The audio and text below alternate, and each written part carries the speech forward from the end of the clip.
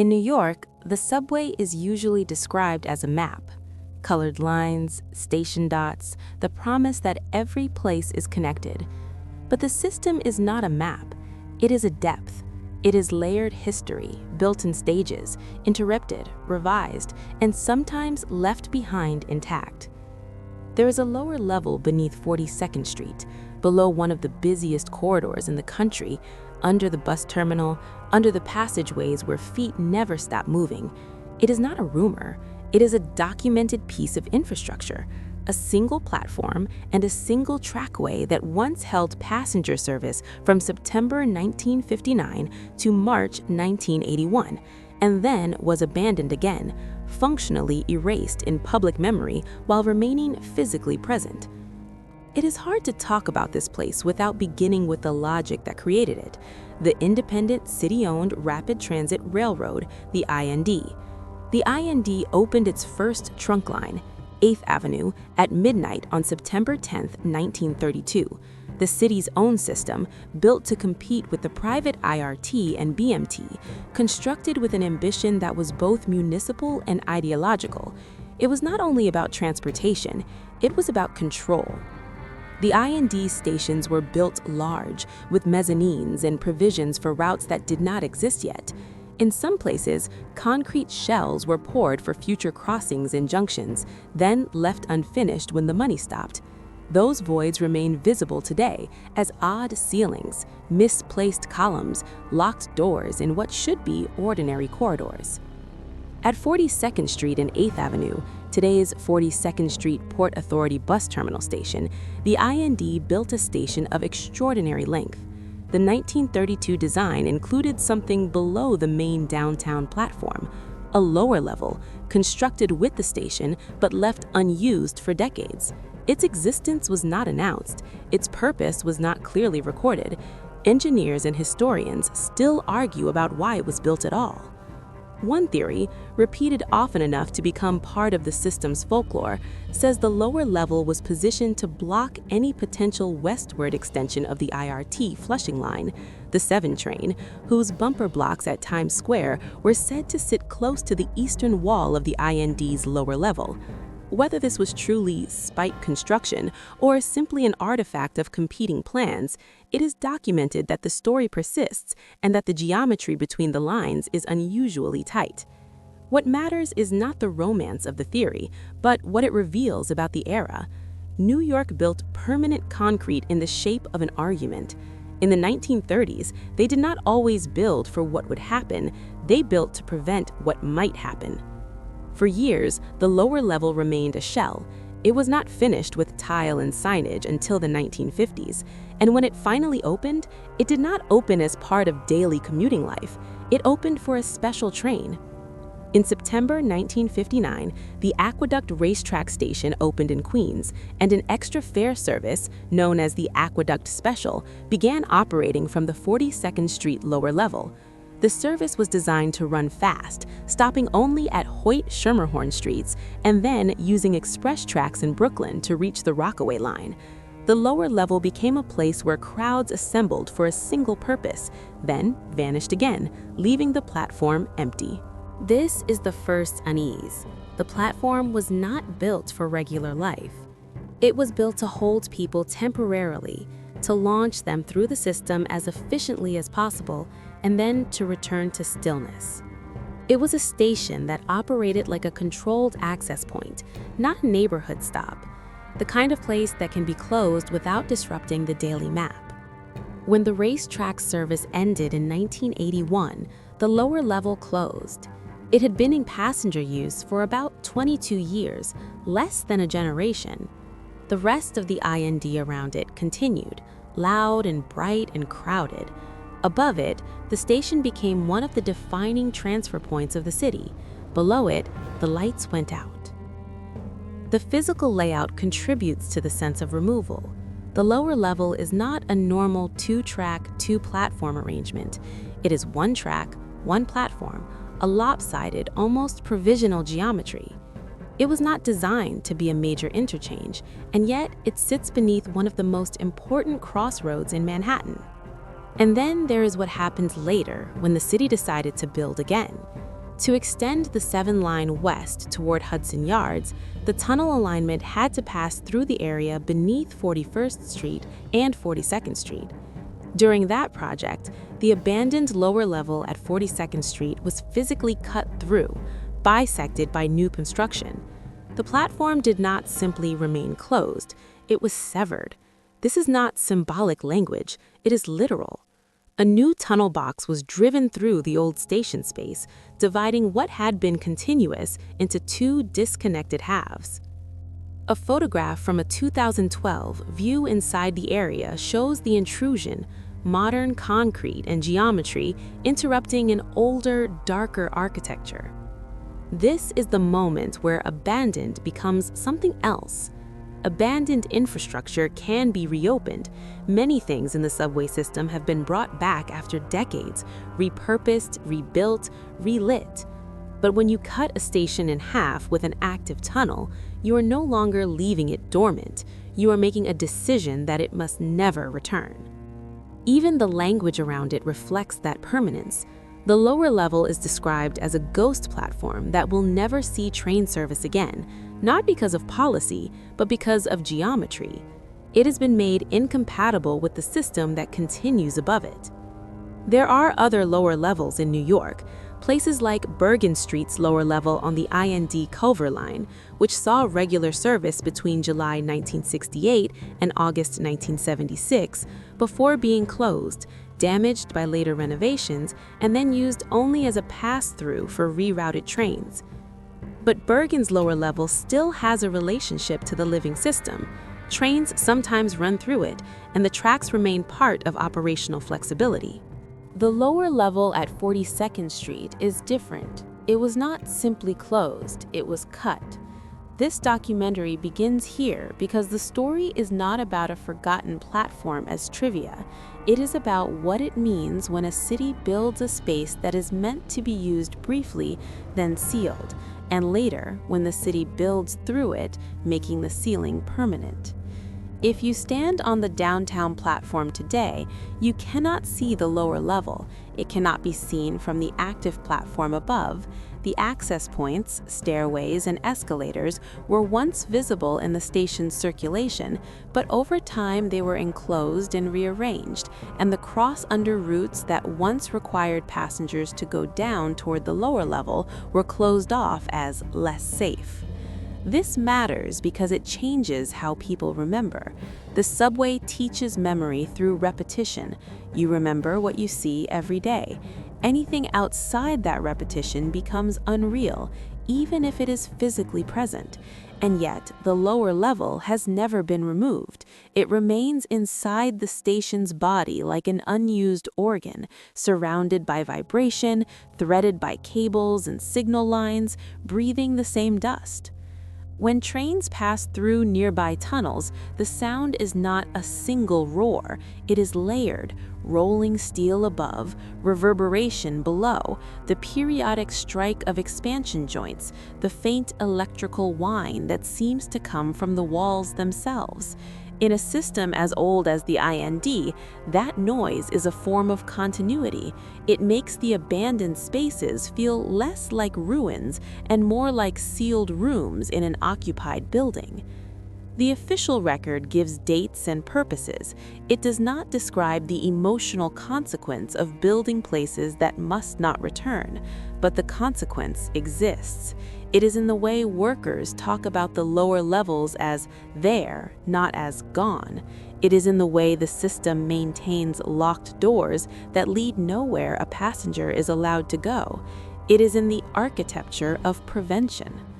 In Part 2, we go deeper into the engineering logic that produced these lower levels and shells, why the IND built provisions it could not fund, why merge points and routing flexibility mattered, and how the lower level at 42nd Street became both a solution and a mistake. We will follow the technical decisions that turned a hidden platform into a permanent dead end, and we will trace the early warnings, structural, operational, and human, that appeared long before the final cut was made. To understand the lower level at 42nd Street, It helps to stop thinking in terms of stations and start thinking in terms of operations. A subway is not only where trains stop, it is where trains can be held without stopping. It is where trains can be removed from service without blocking other trains. It is where a route can be divided and recombined under pressure. In dense systems, the greatest cause of delay is not speed, it is merging. Every junction is a negotiation between schedules, signals, and human decisions. The official documentation around the 42nd Street lower level admits uncertainty about why it was built. That uncertainty is revealing in itself. The lower level makes it possible, at least in theory, to bring trains from Queens via the 53rd Street corridor as far as 42nd Street lower before encountering a merge point south of the station. That means a train could be held at 42nd, one of the system's most important passenger destinations, without clogging the main platform above. But the same documentation points out that, in reality, Queens-bound e-service was typically merged earlier, north of 42nd Street, using the switch provided north of the station and, if needed, holding at 50th Street lower level. The design logic exists, but it is not the logic that became dominant in day-to-day practice. This is the second unease. The lower level was built as an answer to a question that operations did not consistently ask. The IND was constructed with a particular confidence in scale. It was built with wide mezzanines, long platforms, multiple trackways, and frequent provisions, structural allowances for future expansions. The system's history shows how deliberately this was pursued. The IND opened in 1932, but it was conceived earlier in an atmosphere of political conflict and overcrowding, and it was built in stages through the 1930s, often leaving behind unfinished elements designed to be completed later.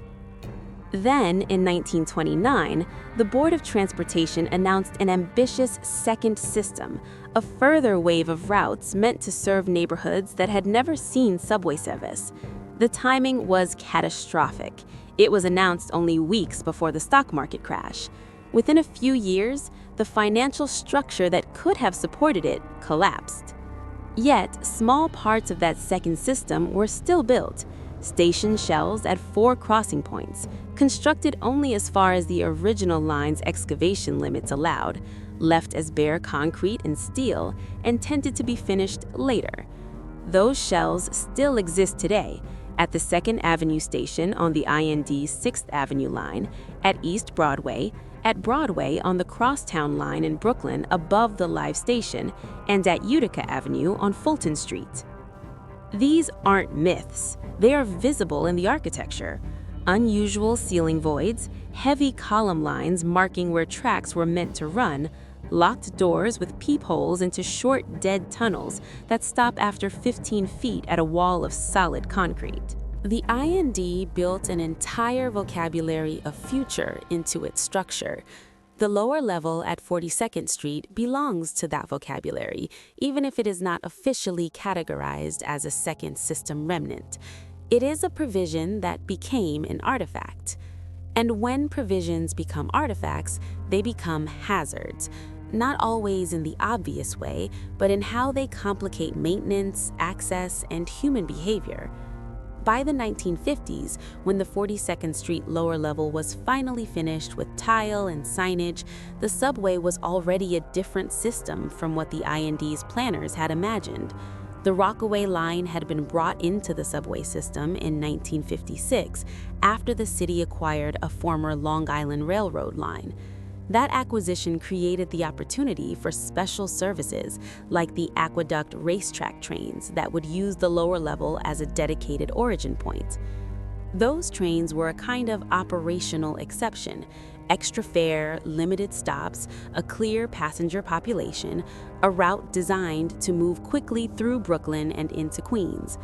The lower level acted like a controlled gate, able to stage crowds without interfering with normal flows above. But as with many exceptions, the infrastructure built for it did not disappear when the exception ended. The lower level had stairways that were, for many years, open as the only way for passengers to cross between the uptown and downtown sides of the station. When the free transfer to Times Square was opened and the mezzanine was rearranged, the cross-under was closed as less safe. By 2001, the stairways were behind temporary plywood walls, and the direct escalators down were enclosed. No public stairways remained visible. If you were a passenger in the 1970s, the lower level was not simply a rumor, it was an enforced passage. People remember it as a place you had to walk through, down from the bright platform into a dimmer corridor, then back up again. That kind of forced exposure creates a particular memory, a place that is part of the system but does not feel intended for you. This is where the technical story begins to shade into pattern. New York's subway has many unused spaces, but the lower levels have a distinct character. They are designed spaces that became wrong. Bergen Street's lower level, for example, was built decades earlier and opened for regular service only in July 1968 when the Transit Authority rerouted services in the wake of the Christie Street connection. That lower level was supposed to support Express F service and extended GG service, but passenger complaints, combined with budget cuts in 1976, helped drive the restoration of older patterns, leaving the lower level abandoned again. Later renovations in the early 1990s reportedly damaged Bergen's lower level, stripping tile and leaving it unusable for passenger stops. Even so, trains sometimes still pass through it during reroutes or planned work, and the system makes announcements telling riders the next stop will be 7th Avenue. That is an important distinction. Bergen's lower level is still functionally threaded into operations. The lower level at 42nd Street, after the end of racetrack service, became less and less operationally necessary and more physically concealed. And then, with the 7-line extension, it became physically compromised. The 7 extension, a modern project driven by Manhattan redevelopment and the need to service Hudson Yards, required new tunneling that could not avoid certain constraints beneath Midtown. The abandoned 42nd Street lower level became one of those constraints. Rather than rebuilding it, the project cut through it. What had been a closed station became a severed station. There is a cold clarity to that choice. In complex infrastructure, the easiest way to ensure something is never used again is not to lock it. Locks can be opened, budgets change, crises force reconsideration. The easiest way is to destroy continuity while leaving the shell intact. A photograph taken during a 2012 tour shows exactly this, the tunnel box for the 7 extension intruding through the old platform space. From an engineering perspective, this kind of intrusion is not unusual in dense cities, but the psychological effect is unusual. It creates an environment where a place is no longer merely abandoned, but partially inhabited by something else. The old station remains, but it is now adjacent to an active tunnel, subject to vibrations and maintenance activity, and yet still sealed off. A sealed space that is structurally adjacent to live infrastructure behaves differently over time. Humidity patterns change, water infiltration follows new routes, electrical noise bleeds through conduit paths. The subway is full of small mechanical sounds, fans, relays, distant compressors that become amplified in enclosed voids. The IND's original design already contained areas of mystery even to its own operators. The system's history points to extensive construction, multiple underwater tunnels, and an enormous amount of infrastructure created quickly in the 1930s, often with the expectation that the roadbed would last 30 years. It has lasted far longer. When infrastructure exceeds its expected lifespan, it becomes dependent on maintenance traditions. Those traditions can be imperfect, especially when the system is underfunded or reorganized repeatedly across decades. This is how forgotten spaces become operational blind spots. not because no one knows they exist, but because no one interacts with them enough to keep a living understanding of their condition. By the late 1970s, the lower level at 42nd Street was already drifting away from routine. Racetrack service continued, but it was specialized and periodic. Some evening rush hour E-trains used the lower level for a time in the 1970s, but the dominant everyday station experience was above. Then, in March 1981, racetrack service ended. The lower level's last official purpose ended with it. The closure did not come with a public funeral. In subway operations, closures are often quiet. A service ends, a gate is locked, a stairway is blocked, a sign is removed. The city moves on. The space remains. And in the lower level's case, something else happened. The system began to treat it as a liability. The stairways were closed not only because they were unnecessary, but because they were less safe. That phrase appears in the record with a blandness that hides what it means. Poorly lit, less supervised, more isolated, and therefore a place where an incident could happen without immediate response. The subway is full of places like that. Corridors built for capacity that later became security risks, mezzanines that were once open but are now gated. On the IND 6th Avenue line, for instance, a long mezzanine south of 42nd Street to 34th Street exists largely outside fare control and was closed off for years. The site describes it as dimly lit, poorly maintained, risky, and notes closure after a murder in the mid-1980s. That detail is not about the 42nd Street lower level specifically, but it is about the same underlying truth. Isolation inside a transit system changes from extra space to danger. The lower level at 42nd Street was isolated by design. A one-track, one-platform station does not have the constant cross-flow of a typical express stop. Once its special service ended, it became a cavity beneath Midtown that the system preferred not to acknowledge. In Part 3, we enter the period when the lower level's abandonment became most consequential. The years after closure, when access was increasingly restricted, when the system's own workers developed informal rules about the place, and when the physical cutting of the station created conditions that were not anticipated in the original design. We will follow the incidents and accounts that cluster around sealed infrastructure, maintenance mishaps, misrouted trains, and the quiet procedural failures that produce the most enduring fear. The public story of the 42nd Street lower level ended in March 1981, when racetrack service ended and the platform returned to disuse. But the subway does not stop using spaces simply because passengers stop entering them. It repurposes them, partitions them, routes cable through them, stores materials, runs conduits, seals off openings, and sends workers in under protocols that rarely appear in any public archive.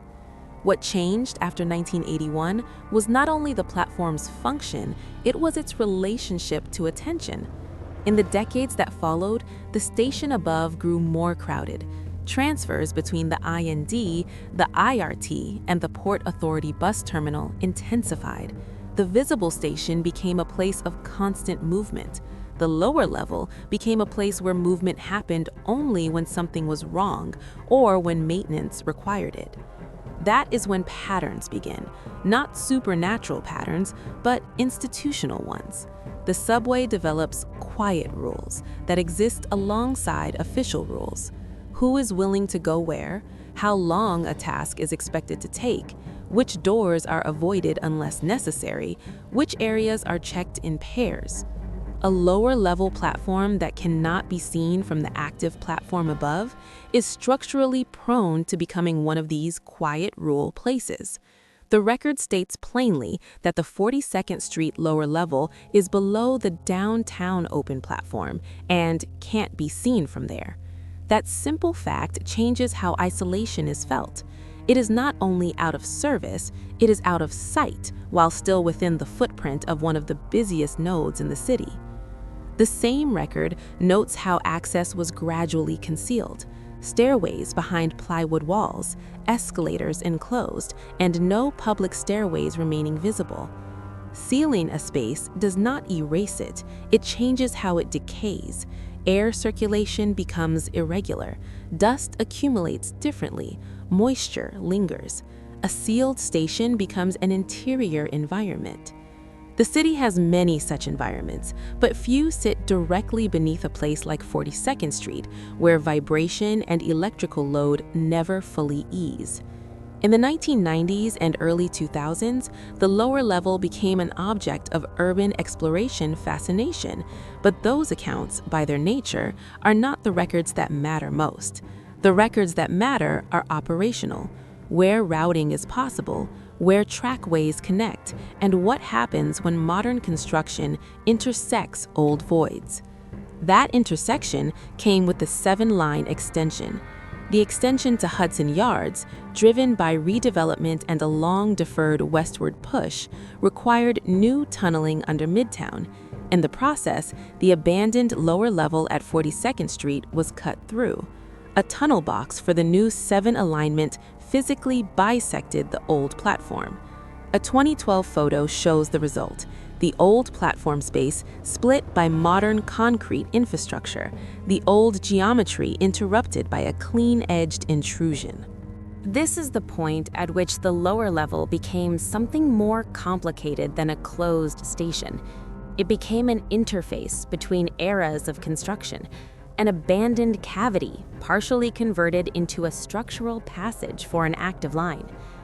From an engineering perspective, tunneling through existing infrastructure requires mitigation, vibration control, underpinning, waterproofing, ventilation planning.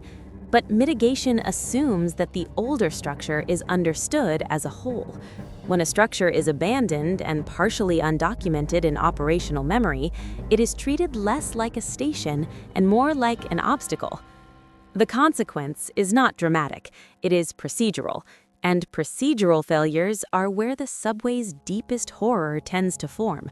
Not in explosions, but in miscommunications, missing notations, and small deviations from expected conditions. When a station is bisected, it creates 2 new sealed edges, surfaces that were never meant to be terminal surfaces. That changes airflow and pressure. It changes how sound travels. It changes where water can collect. It also changes how maintenance crews interpret the space.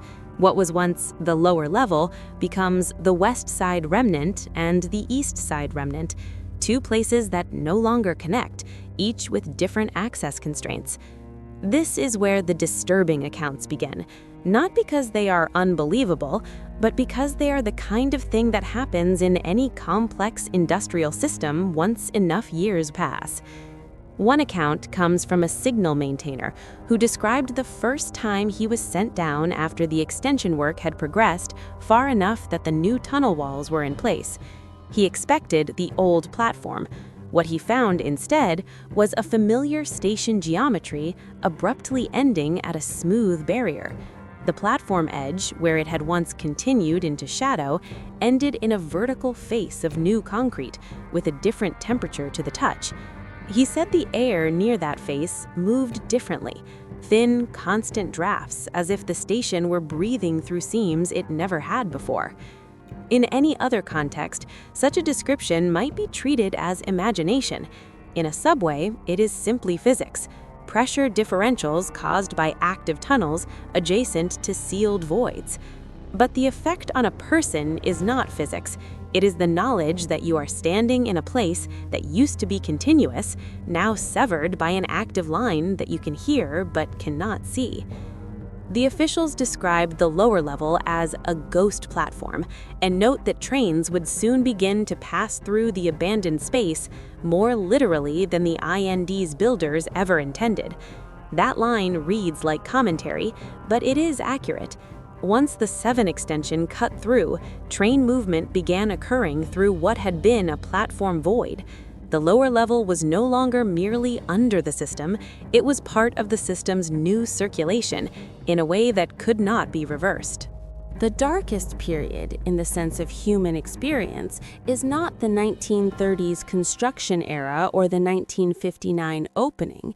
It is the long middle period, post-1981, post-sealing, pre-cutting, when the lower level still existed as a contiguous hidden place and access routes still existed internally, even if they were not visible to the public. The record shows that for years the stairways to the lower level were open because they were the only way to cross between platforms. That means thousands of riders for years were routed through proximity to a place that was not fully in service. People passed through without knowing it was exceptional. That kind of unnoticed exposure shapes the way later stories form. Commuters remember a dim staircase, a smell of damp tile, a sense of moving away from crowds for only a minute. When those stairways were closed, the system made a choice. The lower level would no longer be part of public circulation at all. It became a worker-only space. Worker-only spaces have different rules. They also have different kinds of incidents. Maintenance on disused areas often involves inspecting for water intrusion, checking structural integrity, verifying that doors remain sealed, and ensuring that unauthorized entry has not occurred. These tasks are routine. The incidents that emerge tend to be small: a door found unlatched, an unfamiliar set of footprints in dust, a tool left behind and later found in a place no one remembers visiting. The subway's record-keeping is extensive but not always centralized. The IND's history itself shows how plans and operations changed repeatedly. The Christie Street connection in the late 1960s reshaped service patterns dramatically, built express tracks, rerouted bridge connections, and left behind other track stubs and layups that had been part of earlier designs. In that environment, the lower level at 42nd Street becomes a kind of blind pocket. People know it exists, but few have a reason to map it mentally. That is when errors happen: a work order that references an old access point, a crew that expects one kind of stairwell and finds it sealed, a misinterpretation of which level a conduit run actually occupies. One such incident, described in internal terms by those who later spoke about it, involved a contractor crew assigned to install or inspect equipment related to the 7 extension interfaces. The crew was told, informally, that the abandoned platform space could be used as a staging area. The crew entered through an access point that was still possible at that stage of construction. They brought materials down. Then, during shift change, another group sealed the access, assuming the platform was empty because schedules for tunnel work required the area to be secured. No one was trapped for days. No one died. The resolution was within hours.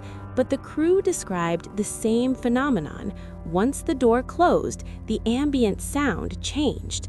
The roar from above became distant. The nearer sound, coming through the new tunnel infrastructure, was a controlled, steady vibration, like a machine running behind a wall. The lighting was temporary. The platform did not feel like a station. It felt like a service corridor that happened to have a platform edge. This is not a sensational story.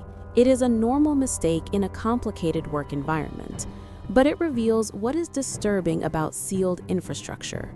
You can be physically close to crowds and still be effectively alone. The city contains several remnants of unbuilt or abandoned levels that share this quality. The IND second system shells, built as unfinished stations, remain as bare structural spaces above or adjacent to active lines, with locked doors and short dead tunnels. Bergen Street's lower level remains as platforms that sometimes see trains pass through without stopping, hidden behind doors that made it not obvious at all after renovation. But the 42nd Street lower level has an additional cruelty. It was not merely left behind, it was erased as a possibility. The 7 extension did not simply build near it, it built through it. That means that in the system's internal culture, the lower level becomes a place with a different status. It is no longer abandoned but intact, it is abandoned and compromised. Those are different categories. The first might be revisited someday for use, in an emergency or a new service plan. The second is treated as debris. And debris inside an active transit system is always a risk, because debris is where systems fail quietly. Water pools in unexpected places, wiring runs are rerouted temporarily and become permanent, access is reduced until a future repair requires a larger intervention. Over time, fewer people know the place well enough to speak confidently about it. This is how a station becomes never meant to return in practical terms, not because a policy says so, but because the conditions that would allow return are destroyed. In Part 4, we move into the aftermath, how the lower level exists now as severed remnants beside active infrastructure, how official memory narrows into a few dates and footnotes, and how the system treats the place as both present and unspeakable. We will look at what remains visible in records, what does not, and what it does to workers to maintain a city that contains sealed rooms beneath its most crowded streets. The subway's most lasting power is not speed, it is persistence. When a place in the system closes, the closure is rarely total. Tracks remain energized for other purposes. Ventilation ducts continue to move air through spaces no longer used by passengers. Signal lines and power cables take paths that were set decades earlier. Concrete, once poured, becomes a kind of permanent decision. The lower level at 42nd Street is now one of those decisions, sealed, severed, and embedded beneath Midtown. It is documented as having had passenger service from September 1959 to March 1981. It is documented as having been built with the station in 1932 and left unused for years. And it is documented, visually and structurally, as having been bisected by the construction of the 7-line extension. What remains after those facts is not a mystery in the sense of missing history. It is a mystery in the sense of incomplete knowledge about what the place is now in practical terms, day to day. Because once a structure is cut and sealed, it becomes less a station than an environment, an interior void that must be managed. If you study New York's transit history long enough, you begin to see that the system contains many such managed voids. The IND's unfinished second system station shells are the cleanest example. Built only partially, never completed, still visible as odd overhead spaces and locked doors. At East Broadway, the unbuilt crossing is still visible in the mezzanine, with doors that reveal a short stretch of tunnel behind them and a floor that drops toward track level before hitting a wall. At 2nd Avenue Station on the IND's 6th Avenue line, provisions for a future 2nd Avenue subway crossing were left in the form of open space and unusual mezzanine geometry. These are physical records of ambitions that failed. The 42nd Street lower level is a physical record of something slightly different, an operational exception that ended, and then an architectural object that became inconvenient to preserve. The aftermath of the 7-line extension cut is the clearest expression of finality. There is no longer one lower level. There are remnants, sections that no longer connect to each other. And the active infrastructure that passes through what used to be continuous space makes restoration not merely expensive, but conceptually impossible. It is not closed pending funding, it is closed by geometry. A 2012 photograph captures the intrusion, the old platform area interrupted by the new tunnel box. In that image, you can see what the system looks like when it is forced to reconcile its own past with new construction. The old station does not get ceremonially removed, it gets used as an envelope. The system has a wordless way of treating such places. They are not part of the passenger narrative anymore, so they are not explained. The station maps do not show them. Wayfinding does not acknowledge them. But internally, they remain in maintenance schedules and work orders as spaces that can be entered, inspected, secured. When the lower level was still intact, it retained a certain kind of symbolic weight among those who knew it existed. The rumor that it was built to block the IRT Flushing Line's westward extension, whether fully accurate or not, endured because it fit the larger truth of the IND era. Infrastructure could be built not only for capacity, but for leverage. But after the cut, that symbolic weight changed.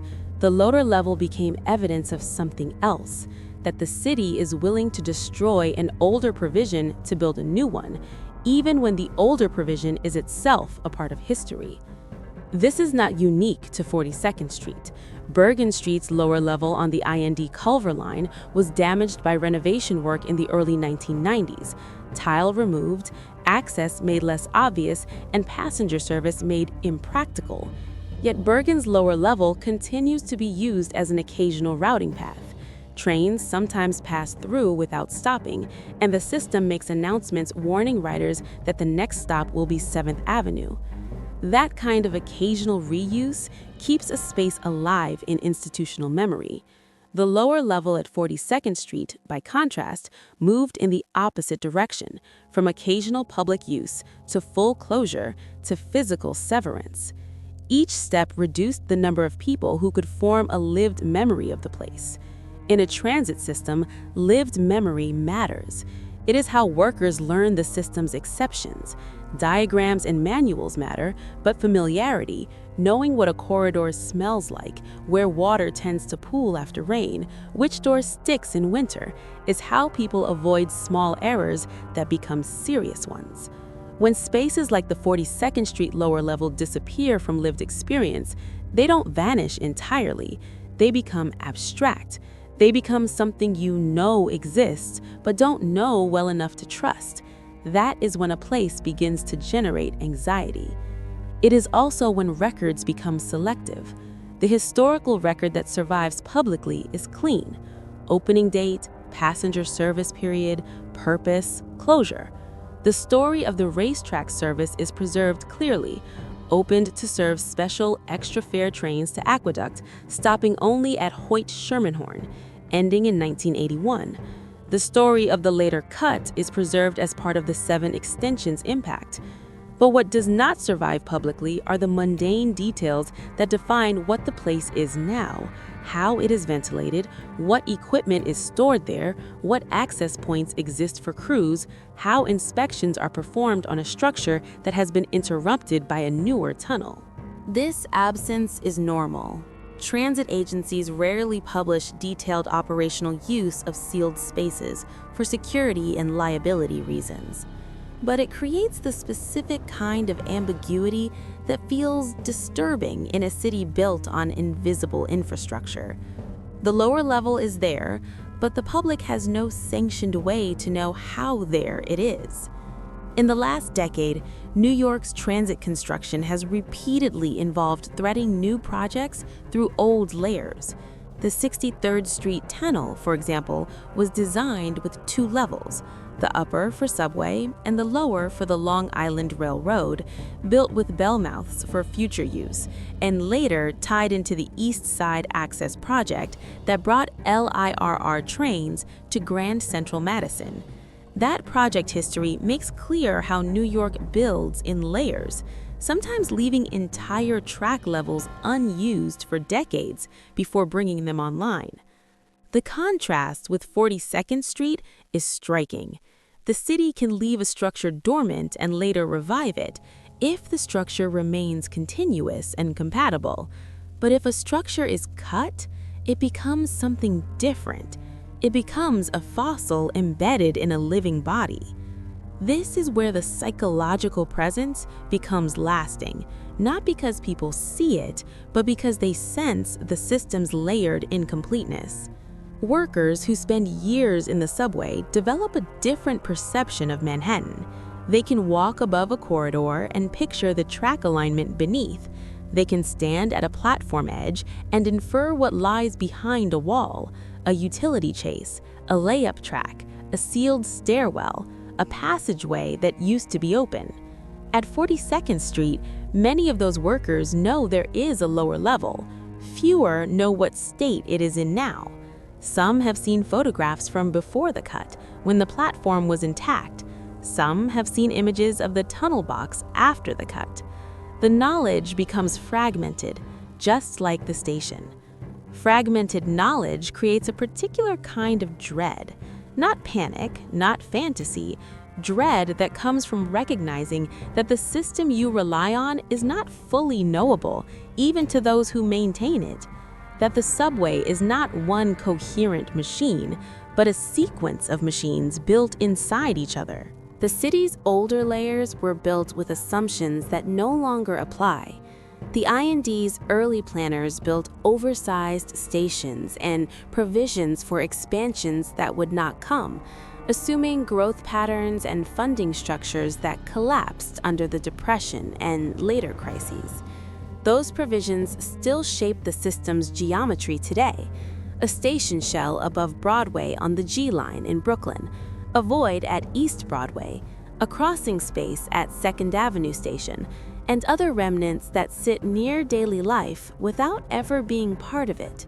The lower level at 42nd Street is one of the few remnants that moved through distinct phases: built, left unused, finished later, used briefly for special service, abandoned again, sealed, and then physically cut through by a new line.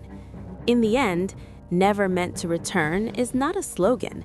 It is what happens when infrastructure is altered so thoroughly that reuse becomes impossible without undoing the newer system built through it. The last stage of this story is silence. Passengers at 42nd Street today do not see a sign pointing to the lower level. They do not pass its stairways as part of a required cross-under. They do not have any reason to suspect that beneath them is a platform that once launched extra fare trains toward Aqueduct, that once served evening e-service in the 1970s, and that now exists in severed pieces adjacent to an active modern tunnel. They hear only the usual sounds: announcements, brakes, footsteps, air moving through vents. Those sounds are honest but incomplete. Beneath them, behind sealed walls, the system continues to vibrate through spaces designed for passengers who no longer exist. And this is the lasting horror of New York's lower levels. Not that something waits there, but that nothing does. And the city built the emptiness into concrete, then built through it to ensure it would remain empty.